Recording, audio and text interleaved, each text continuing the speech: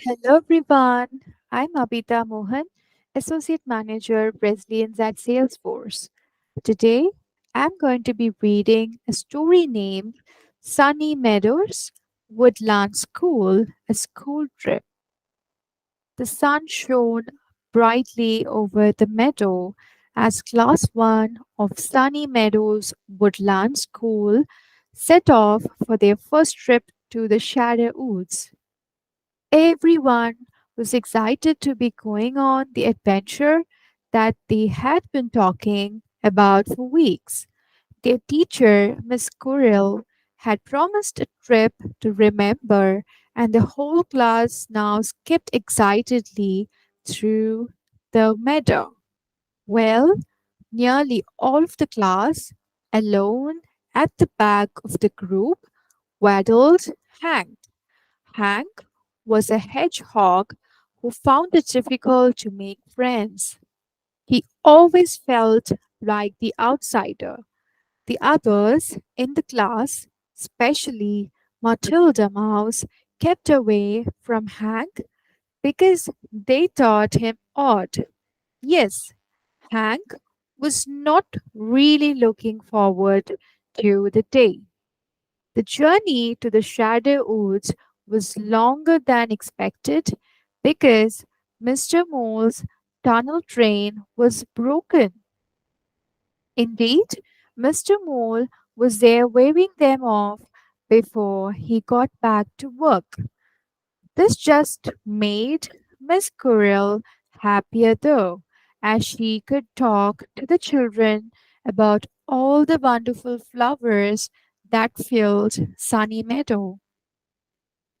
There was color everywhere. It looked as if a rainbow had crashed into the field. However, at the edge of the meadow, not everyone was looking at the flowers. Soon, though, the shadow woods were upon them, and something that looked small from far away suddenly grew very large before them.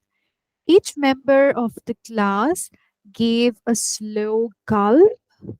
Matilda Mouse, Rachel Rabbit, Wendy Weasel, and Ralph Raccoon.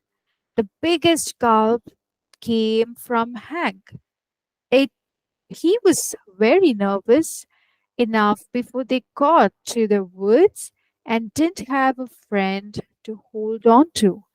Matilda pretended to be brave, however, and ran on ahead, compelling her friends to join her. Miss Squirrel was not happy about that, and so she shouted for Matilda to come back. Then off she chased after her. Soon the whole class followed, and before they knew it, they were right in the middle of the woods. Now, instead of bright sunshine, only shadows scattered before them. The class stopped, their little mouths open in awe and wonder. Miss Squirrel was still chasing Matilda, though, and did not notice that she had left the little ones behind. Rachel Rabbit, Wendy Weasel, and Ralph Raccoon all held pause as they looked around them. Three very small friends and Hank. The only noise now in the woods was silence. Suddenly, everyone got a fright as behind them Matilda Mouse jumped from behind a berry bush and shouted boo as loudly as she could. After they all had stopped shaking, her friends laughed, all except Hank. Silly Hank, said Matilda. You're just so fun.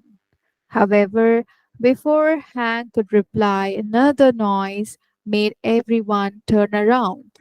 This time, though, there was no boo of surprise and no laughter afterwards because There before the class was a very large and a very hungry snake, his magical eyes twinkling with delight as his tongue spiked forward.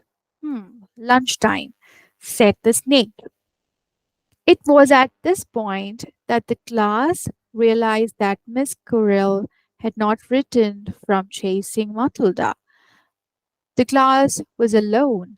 Squeaks of fright squeezed out of the little animals' mouths.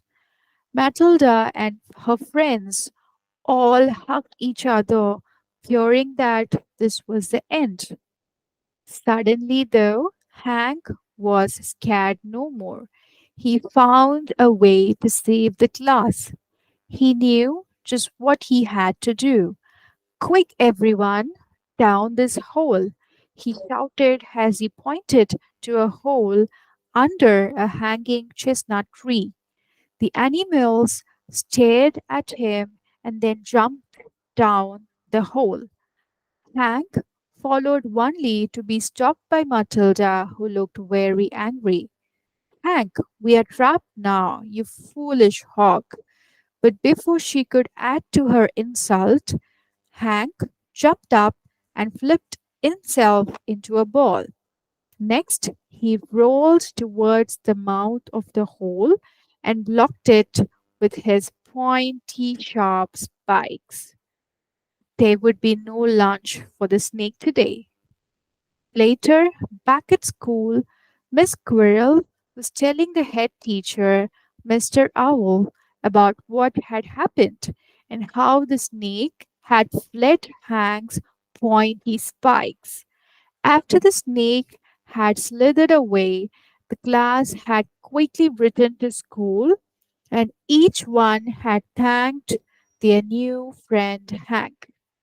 Matilda gave him a big hug and apologized for what she had called him before.